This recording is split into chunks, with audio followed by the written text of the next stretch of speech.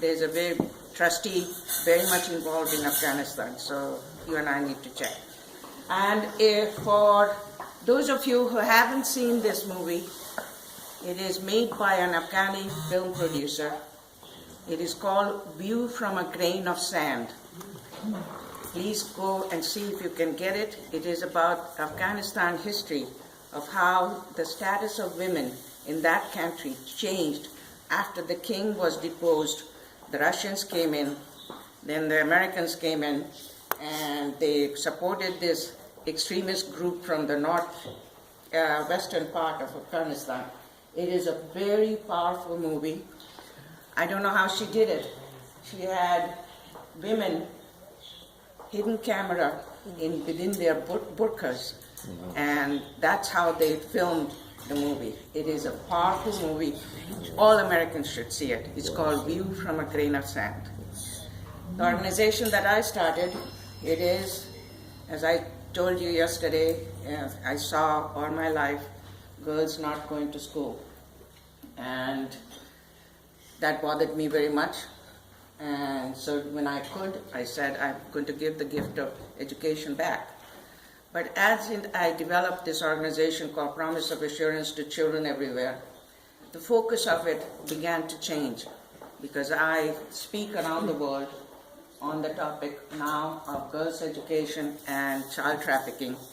And I got started doing this at that site because I heard the story of a little girl named Jabba. She was 7 years old. Her father was a day laborer in the city. One day her mother very tearfully told her, "You're going to have a day of fun in the city."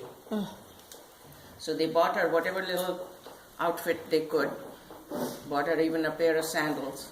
She happily held her father's hand and skipped to the railway station, thinking that she was going to have a day of fun.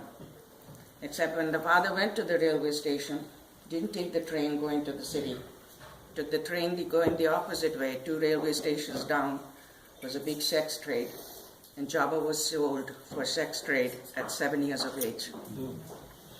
And when I heard this story, I said, that is the site I need to be, because I need to stop that stream of them taking these girls as young as 5 and 6 year old and selling them for prostitution.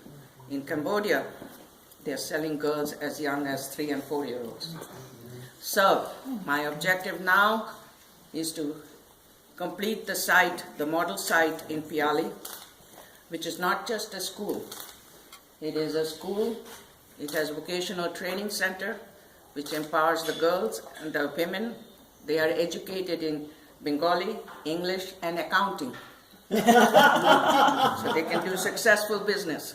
We give them microcredit, and when the women's earning power improves, their status in our family goes up.